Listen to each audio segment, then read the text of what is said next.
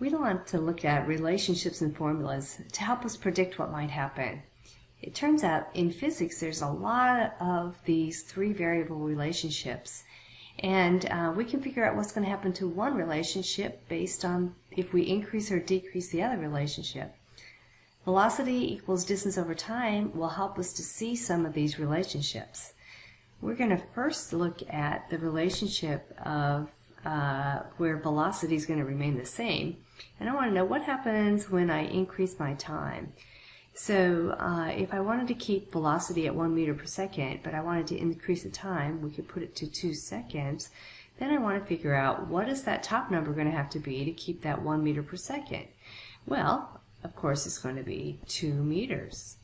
And so that would mean that my top variable also has to increase if I increase my bottom variable. So I have an increase in the bottom and an increase in the top. Now let's look at the relationship. What if I decreased the top variable?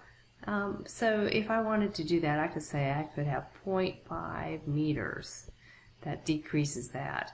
Well, then what would the bottom have to be to keep it to be 1 meter per second? Well, it's obvious that it would be 0.5 seconds. So what that's saying is if I decrease my top variable, my bottom variable has to decrease. So on velocity, if it remains the same and I increase something else, the other one has to increase. If velocity remains the same and I decrease one, well then I have to decrease the other one proportionally. Let's go on to look at when distance remains the same in this relationship. So this is the top of the fraction remaining the same. If I increase the velocity, we increased our velocity to 2 meters per second. I want to know what's going to happen to my time to get 2 meters per second. Well, if the distance was 1 meter, then what I'm going to end up having to do to get it to 2 meters per second is I'm going to have to decrease my time to make that into a bigger value for my velocity. So if velocity increases, time decreases.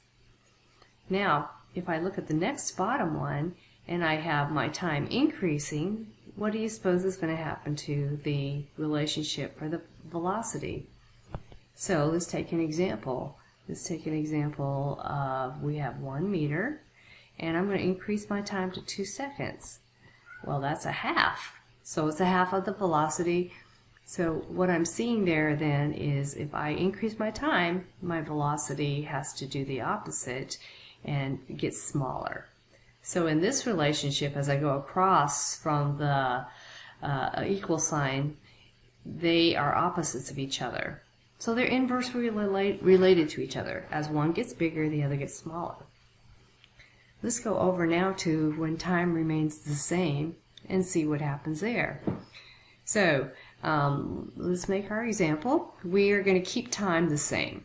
All right, so these are going to be a relationship straight across the equal sign from numerator to numerator. And let's see what happens. So if I wanted my velocity to increase, let's say 2 meters per second, and my time remained at 1 second, well, what does the top number have to do? You can tell it has to get increased to 2 meters. So my top value has to increase if my other value increases. So let's look at the bottom one. I'm going to decrease my distance and time remains the same.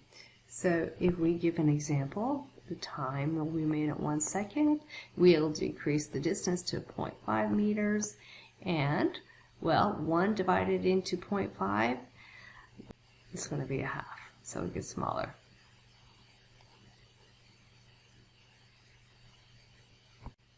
Let's summarize this one more time.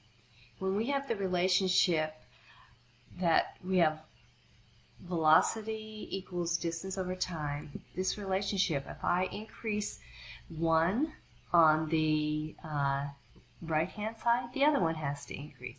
If I decrease one on the right hand side, the other one has to decrease. So those are directly related. They have to go the same direction. if I am going across the equal sign from the numerator to the denominator. As one gets bigger, the other gets smaller. As one gets smaller, the other gets bigger. On the other hand, when I have something that goes from numerator to numerator on each side of the equal sign, as one gets bigger, the other gets bigger. As one gets smaller, the other gets smaller. So we can use this relationship and apply it to other formulas. So I hope this explains the relationships and you'll be able to pick them up right away and see what happens.